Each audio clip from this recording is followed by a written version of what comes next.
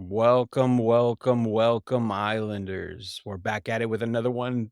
Week two wrap up of our ballers and bums. This is going to be the guys that balled out and the guys that absolutely just shit the bed.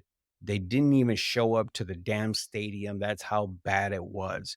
Or at least they shouldn't have because they just fucking sucked. With me today is Bombo. We're going to go ahead and carry the torch for King. He's out, but that's okay. We still got you guys covered. We're going to go after our ballers first. Bombo, I'm going to throw out four names that balled out in week two, and I want to get your feedback, and I want you to hit me back with somebody that you like. Okay. So I'm going to go ahead and throw out some names. First guy that balled out was Keenan Allen for 8 catches, 111 yards, and 2 tutties. We got Puka Nakua with 15 catches, 147 yards, still a donut on tutties, but it's just a matter of time. Danny Dimes for 321 passing yards, 2 tutties, and 1 rushing tutty. So a total of 3 tutties.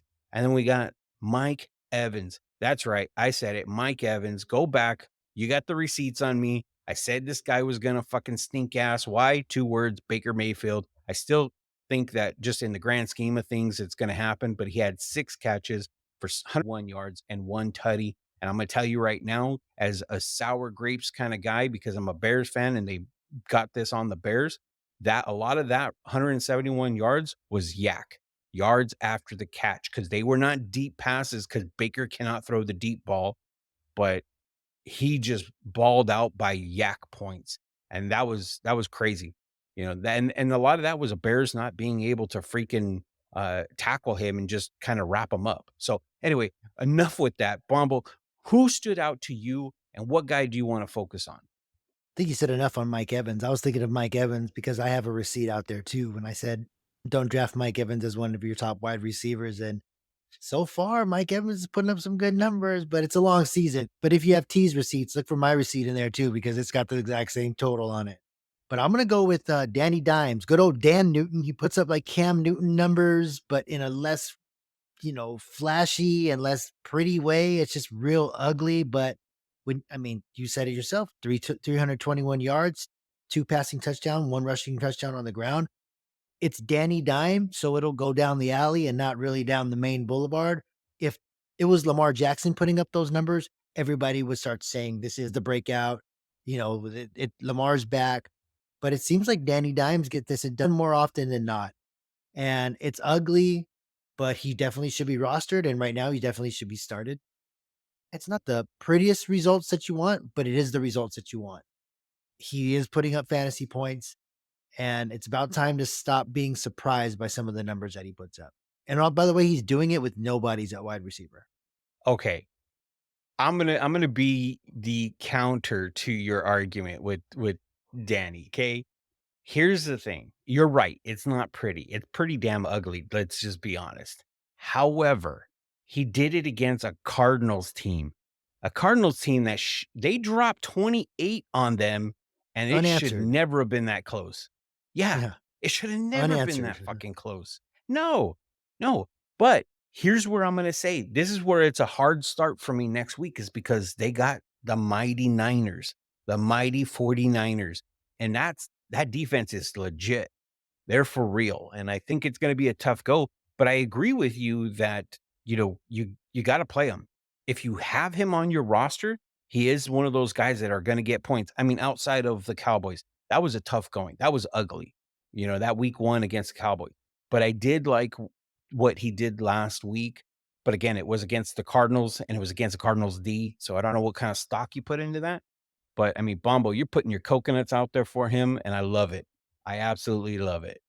I will say this: if you have Danny Dimes, if you drafted him and you're smart, you have a guy on your bench that you can throw in situationally anytime he has to go against a top 5 defense that has studs on the D line and linebackers, because design runs aren't going to work against San Francisco. So if you have like a Jordan Love or a Derek Carr, try to think about maybe sliding them in and then wait for Danny Dimes to play lesser teams. That's a good point. That's a good point, Bombo. All right, so real quick, I'm gonna go ahead and just kind of throw one out there at you. I know I kind of ranted on Mike Evans. You and I both touched on him a little bit, but I'm gonna go out on a limb. All right. The easiest one is Puka, right? But I'm gonna go out on a limb. I'm gonna throw out Keenan Allen. Keenan Allen had 8 catches for 111 yards and 2 tutties. He's healthy right now. When he's healthy, he'll get you those numbers. He'll get you those fantasy points. But it's hard for me as a fantasy owner to draft him at the draft position he usually goes at. Because for me, it's what do we always say on the show? The best ability is availability. And with him, availability is always the hardest thing. And he goes down so much.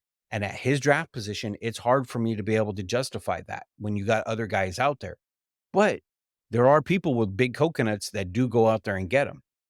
And if you got him, you got to play this guy. He is gonna be on your starting lineup week in and week out.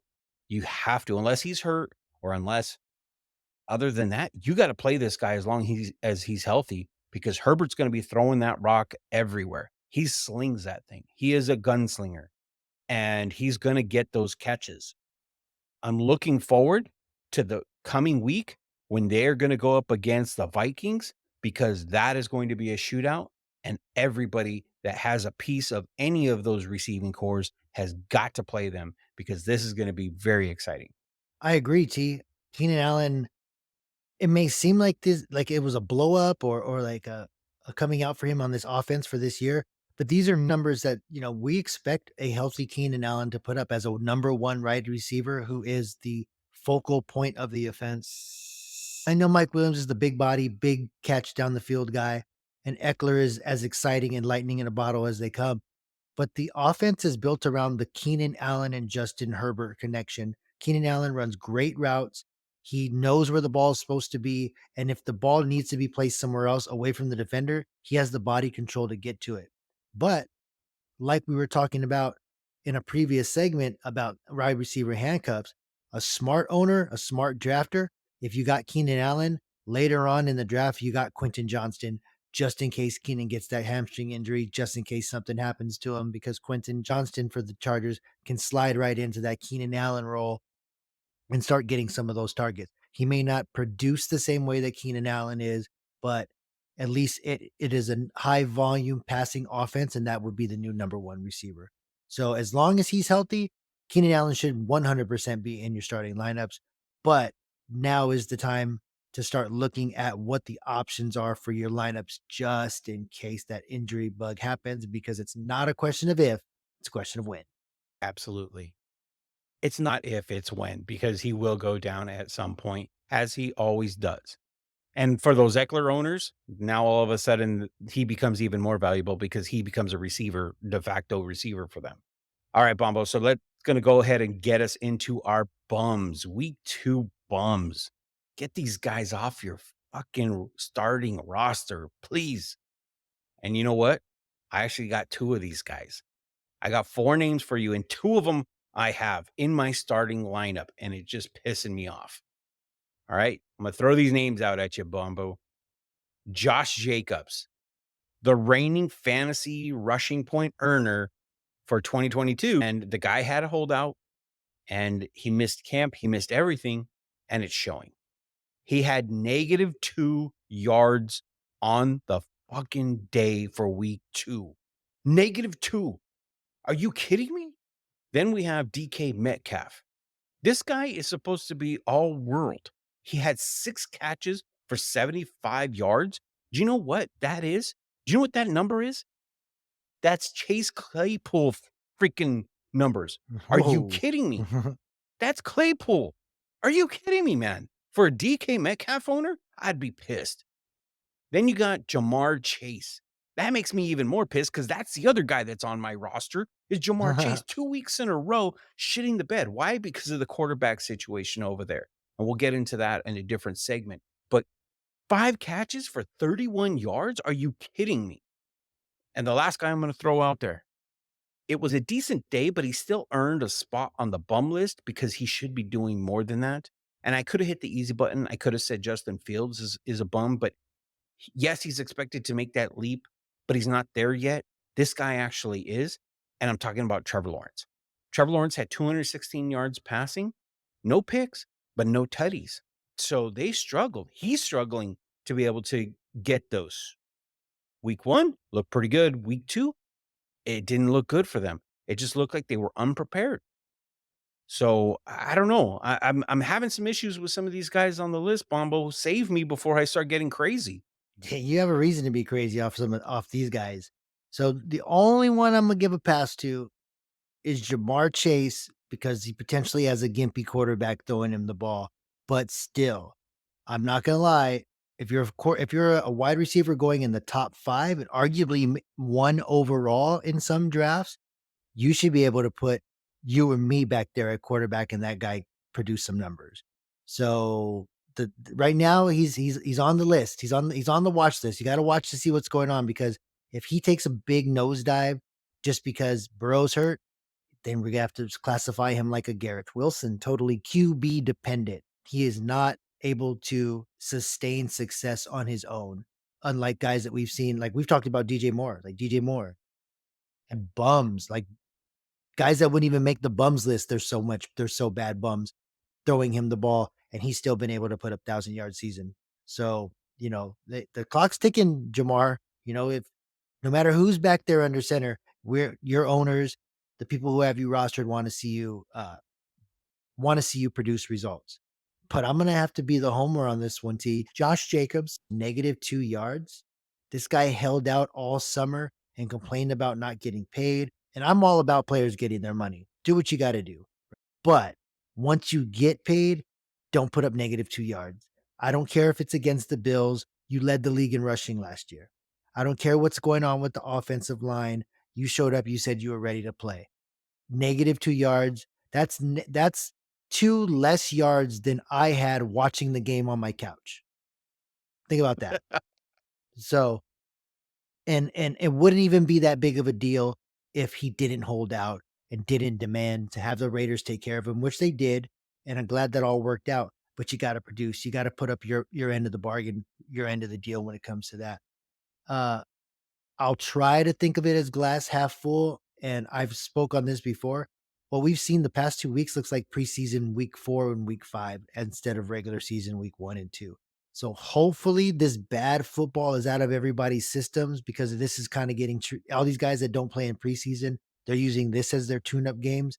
But from here on out, we need these games to start counting and we need these fantasy numbers from these studs to start happening because these names on the bum list shouldn't even happen. Jacobs, Metcalf, Chase, and Lawrence on the bum list is wild. All right, so before we go ahead and end this, I'm gonna throw a nugget out to you because you mentioned the guy's name. You put his name in your mouth, and I just feel like I really needed to say something. You were talking about DJ Moore.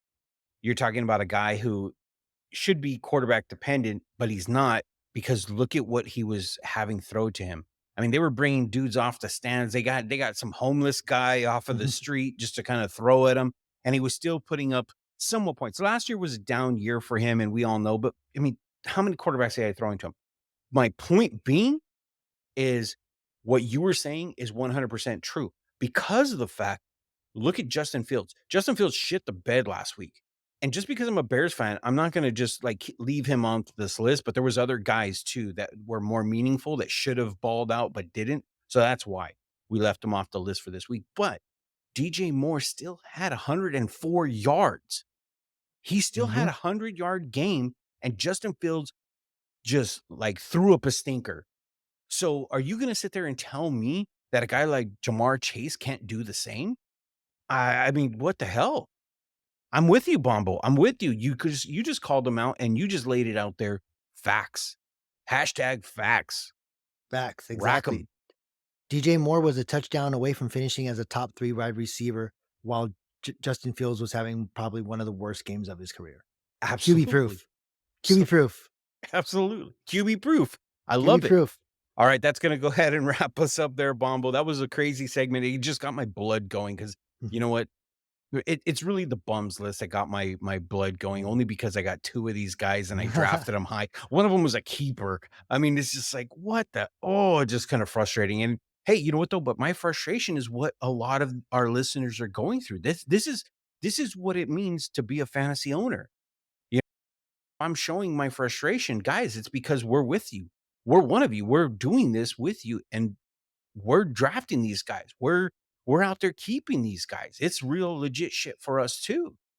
So, Bombo, I'm gonna go ahead and wrap it up before I keep going on a rant. So, for our listeners, make sure you listen, you subscribe, and you share that shit with your friends. Share it with your league mates. Share it to anybody who's into fantasy football. Help us grow Fantasy Island bigger and bigger. And with that, we are out.